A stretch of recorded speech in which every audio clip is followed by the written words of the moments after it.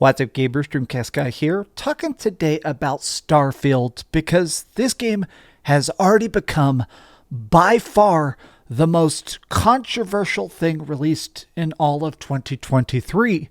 Half of the internet obsessively loves it, loves every chance to customize their ship, to destroy enemy pirates, to explore a new beautiful planet, whereas the other half of the internet completely despises this game, obsessively wanting to count every glitch, every hard crash, every negative moment in the game itself. And as a person that gave it a 7.5 out of 10 when I reviewed it, I'm fascinated to kind of be in the middle. I want to take a look at all the anger of Starfield, because I'm not sure what's really going on, but let's look at a bunch of very angry people sort of ripping this game apart and why this is happening. Hi, hope you're having a great day. If you could like this video and subscribe if you haven't already.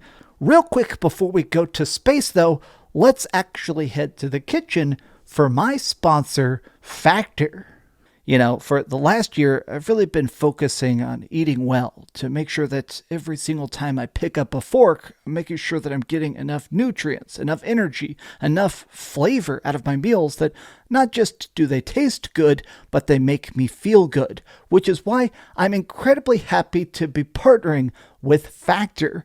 These are fresh, never frozen meals that come to you ready to go.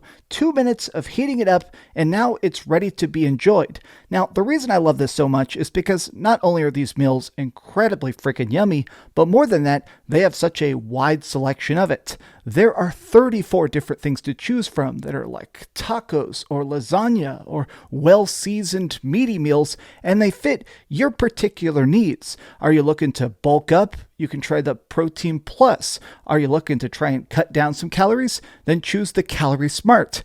I have had all 34 meals on this menu, and I can personally attest they're all freaking great.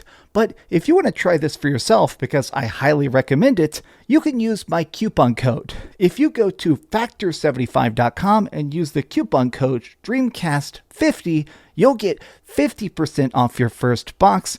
Really, I cannot recommend it enough. I've had their smoothies, I've had their meals, I've had this for an entire year, and I'm looking forward to eating it for many years to come. So try it for yourself using my coupon code, and chow down.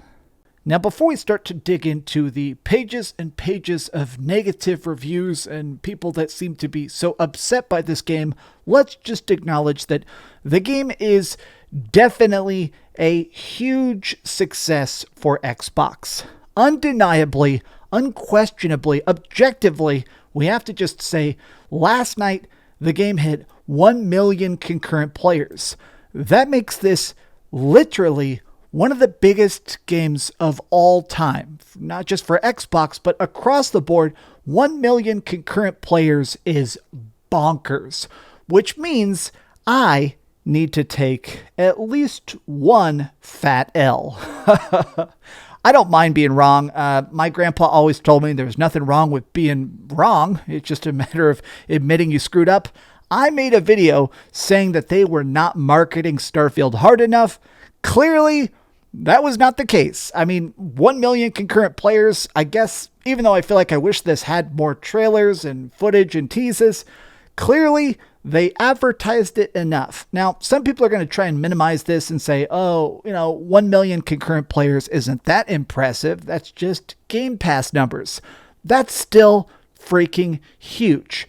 Additionally, even though we're going to look at pages and pages of negative reviews here in a second, let's just actually take a second to acknowledge the fact that it's getting a lot of perfect scores. I mean, I can't think of a lot of games off the top of my head that just have this many freaking perfect scores on day freaking one.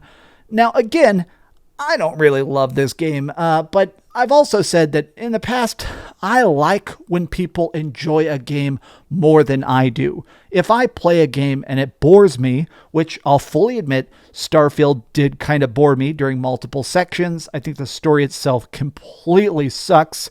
I'm glad that people are enjoying it more than I do. I'm not sitting here mad that everybody's having a better time than I did. I mean, props to y'all. But let's actually take a look at some people that seem to be very upset. This is one of the top posts ever in the Starfield subreddit, and it says, Starfield feels like it's regressed from other Bethesda games. Now, this is probably the primary critique, the primary hatred I see calmly voiced the most by the community, which is the fact that the game is just not really that open. Games like Skyrim and Fallout, you actually had this world that you could walk anywhere. Starfield, I feel like I'm contained in a new box every 5 minutes. This game isn't open world. It handles the map worse than any other Bethesda project. With those games, you can go anywhere. Starfield is just a constant stream of teleporting where you have to be and cranking out missions. Now, I will definitely say this is a problem I've had. This is probably my biggest issue I've encountered with the game, is that it does not feel like a fluid, seamless experience. It definitely feels like a series of tiny boxes that I'm jumping from one to the next. Now, while some of us seem to be having these issues with the game itself feeling very, very tiny, others seem to be having the opposite experience. I do see people saying like, hey, everyone's complaining about the exploration, yet I can't stop finding cool stuff. And here's like a frozen, blown out starbase. This looks so cool. This is the kind of stuff I wish I saw more. During my entire Starfield playthrough, 40 hours now, I do feel like I spent so much time on empty moons and procedurally generated landscapes, nothing like this that really kind of grabbed me. But what's interesting is that it does feel like some Xbox fans also seem to be hating the game. This is the reviews on Xbox. These are the reviews by people that actually purchased the game, and here we are. This is Xbox owners, Xbox Game Pass people, Microsoft Store people, and it's primarily getting 1-star reviews, 2.810. I mean, maybe Xbox fans are review bombing their own game, but it's kind of interesting just to see on Xbox an Xbox exclusive being shredded so much. But I feel like some people are also just mad about the comparisons. It feels like there is this very defensive group of Starfield fans, people that like the game, that love the game, but are also offended if you criticize it. Like somebody said this is a big article from today, has said Baldur's Gate 3 was a huge leap forward for RPGs. Starfield feels like a stumbling step back. Now, I will admit this. I feel like this is a very unfair comparison. Baldur's Gate 3 is one of the best RPGs ever. It just happened to release right around the time of Starfield, but I am doing my best also to not compare them because they're just very different styles of depth. Baldur's Gate 3 is an incredibly deep, crazy world with 10,000 different ways to play it. Starfield definitely is a more tailored experience. It's meant for you to spend time customizing your ship, being a pirate and stuff like that. They're very different styles of role-playing game, even if they both do have leveling systems and dialogue options. But a lot of these people are basically, it's this kind of game of the generation. Baldur's Gate 3 is my game of the year, but I've mostly heard great things about Starfield. I'll be playing it later today. A lot of people are basically saying like, everybody's so defensive. Starfield is definitely the more approachable RPG, which I will fully admit that the learning curve and difficulty of Baldur's Gate 3 will definitely scare some people off. This right here, I feel like, is a great counter critique. Basically saying, look, yeah, Baldur's Gate 3 is objectively better. Baldur's Gate 3 is one of the highest rated games of all time, but it is for a separate audience. It is for people that are willing to sit down and spend 40 minutes on fights and worry about leveling trees and cantrips and stuff like that. These are different styles. I would definitely say Starfield is a much more casual gamer RPG. And I don't mean that as an insult. It is the kind of game that's made for you to be able to just log in, fly around for 10 minutes, log out, and you have a good time. You can't really play Baldur's Gate 3 10 minutes at a time. It's really not even possible to play Baldur's Gate 3 in like 10-minute chunks. Like literally not at all. Next up, I did want to say it's funny to me to see Jez Corden, obviously of Windows Central fame. He is, if you look at his timeline, his entire timeline right now, I'm literally pulling up his Twitter right now, is all just basically saying the Starfield is the best game ever. He's an Xbox journalist and clearly a person that genuinely is enjoying Starfield more than anything else. I don't even fault him, but it is funny to see him definitely seemingly kind of mad about this article even existing.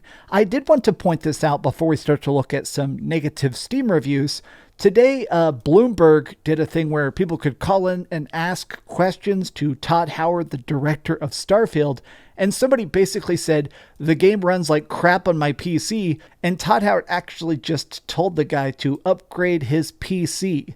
I've heard a lot of people say that the optimization is really not great on Starfield, so I mean, I'm kind of on this person's side. It seems like it runs pretty decent. It ran great on my PC, but I have a very high-end PC. It's just funny to see the director of a game telling you to buy computer parts to play his experience. But now I wanted to take a look at some Steam reviews because it feels like the breakdown is more negative than I thought it was going to be.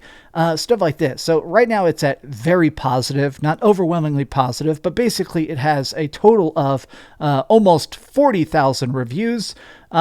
30,000 are positive and 8,000 are negative. And there are pages and pages and pages and pages and pages and pages, obviously 8,000 negative reviews. A lot of people just saying that the game isn't very good. I grinded out this game's main story. It's not very good. The game feels very small, mostly empty, with a few bright spots that stand out. Some of these reviews I do feel like bring up good points, you know, the ones that are actually in English, like wide as an ocean, shallow as a puddle. I see this quite a bit. I mean, the game definitely has too many load screens. Enter a ship, cutscene. Sit down, cutscene. Launch, cutscene. Jump to the next area, cutscene. Dock in a space station, cutscene. It seems like it's interesting to me that this game is so loved and so hated.